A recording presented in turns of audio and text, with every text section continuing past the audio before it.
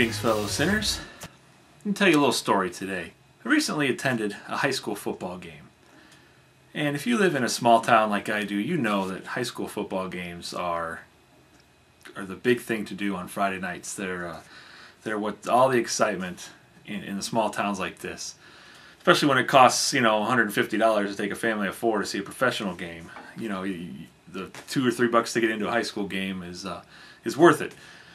So, let me start by saying I'm going to change the names of the participants because this is big news around where I live. So let's just say it's the Angels versus the Devils, and we won't go anything beyond that. This game started regularly, nothing out of the ordinary. The Devils were up about 21-0 at halftime.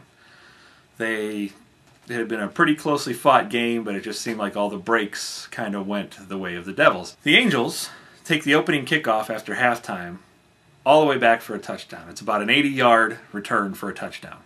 Unfortunately, though, one of the referees threw a flag, and he said it was on a player that was a holding call on a player that was clear on the opposite side of the field from him.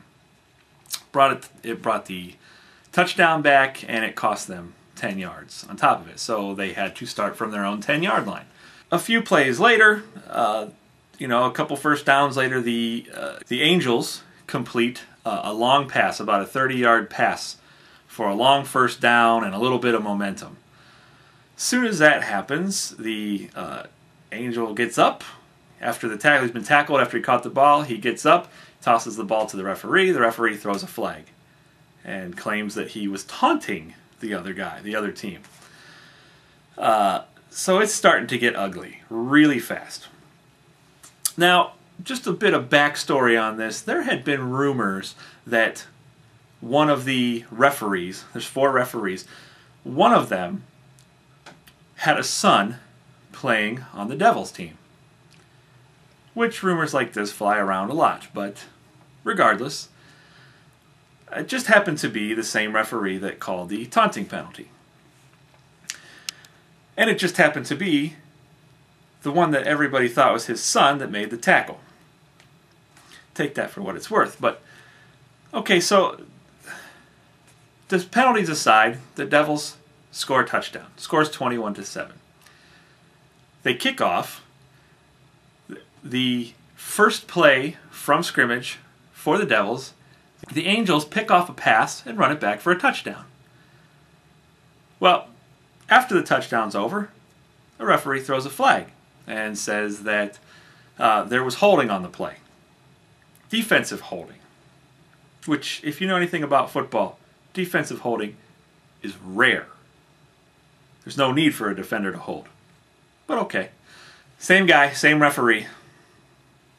Causing problems, apparently. It's becoming more and more obvious. The fans of the Angels are starting to get upset. They're starting to voice their opinion rather loudly to the referee.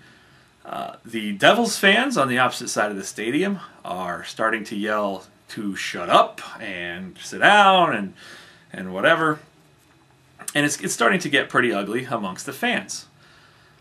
Regardless, the interception stood. So, the very first play from scrimmage, one of the offensive linemen from the Angels team goes down hurt. And was hurt in a way that would be considered probably some of the dirtiest play by a defensive lineman ever. If you know anything about football, once they get down and they come up with an arm from their three-point stance, they bring their forearm up into the testicle region of the opposing player. So this kid laid there for about 5 minutes until he could catch his breath, obviously. So the very next play from scrimmage, the Angels gain quite a bit of yardage on a run play. No penalty this time, unbelievably. So as the Angels are again threatening to score, they line up for another play, another running play. As soon as that ball is snapped, now we have 3 linemen laying on the ground, holding their testicle region. Obviously, extremely dirty play. Now the parents of these kids whose testicles have been jammed up into their stomachs are starting to yell down onto the field. You know, fans of the Angels team are starting to yell extremely loud onto the field to let them know, to let the referees know their displeasure with the way their sons are being treated on the field. Well, before too long, the score is 28-21. Devils are up. Time is winding down. The Angels have the ball. This is where it gets interesting. The Angels throw about a 40-yard pass, an extremely long pass, a beautiful catch. You couldn't have asked for anything more.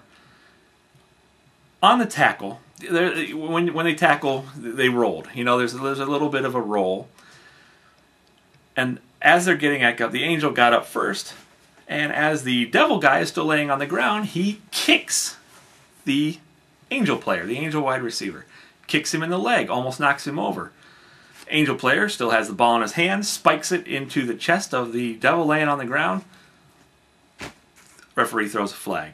Angel player gets called again. So the yardage stood, but the penalty brings the ball back 10 yards. So they bring, or 15 yards, it's a personal foul. So we're down to under a minute left to go in the game. It's still 28-21 Devils. And the very next play from scrimmage, we have 2 more offensive linemen go down. In very much the same way that's been happening. Finally, one of our coaches took issue with this. Yelled into the referee's face. As he's doing that, the other team's coach runs out onto the field as if to start a fight. Well, the next thing you know, all the players are starting to throw punches now. They're grabbing each other's face masks, pulling each other. Then the Devils fans come out of the stands and onto the field, prompting the Angels fans to come out of the stands and onto the field. There's people thrown, there's punches thrown, there's people being pushed all over the place. There's yelling and screaming. There's people calling 911. The cops show up. And all hell breaks loose. They call the game on account of, they ejected everybody. They said basically the score stood. There was only a minute left to go. So the Devils team wins 28-21. My point in this story is you can blame a coach for teaching his kids to play dirty or allowing his kids to play dirty. You could blame another coach for retaliating, for allowing his kids to retaliate. You can blame all the players involved for playing dirty and fighting and doing stuff that has no place in football or in any sport for that matter. But when it comes down to it, the game got out of hand because the referees lost control. They didn't do their job of seeing to it that the game was played fairly from beginning to end and on both sides of the ball. There was definitely favoritism, and it showed. And when you're in a position, such as a referee, where it is your job to maintain control of a game and maintain the integrity of that game, and you lose it, it is your fault as a referee. You should not be referee anymore, and in fact, you should probably not even be allowed on a football field anymore. Why am I telling you all this? I'm telling you this because this is what is happening in our Congress right now in the House of Representatives. We have a referee, or a Speaker of the House, that is playing favorites so much that she's losing control, and there's going to be an all-out melee. People are going to get hurt if she does not regain control. Now, you're probably going to say, oh, reprieve, that's pretty harsh, that's pretty not fair. She's still a Democrat, and the Democrats are in control. And I absolutely, positively agree with you. She is still a Democrat, and when she is not holding that gavel, when she is not in charge of that House, she has every right to stick to her guns, to be a Democrat, to vote Democratic, vote on the Democrat side of the issues, vote on the liberal side of the issues. She can sling as much mud and do whatever it is that she does that got her to that position when she's not in that position. But when she's up there and she is playing favorites, she's going to lose control. This is Nancy Pelosi I'm talking about, in case you haven't figured it out.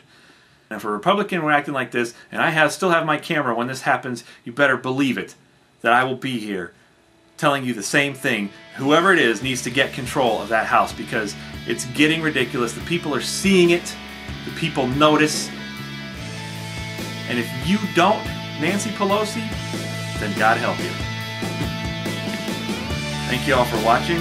This has been The Reprieve, reminding you that true peace will always and only begin with how we treat our children. Thanks for watching.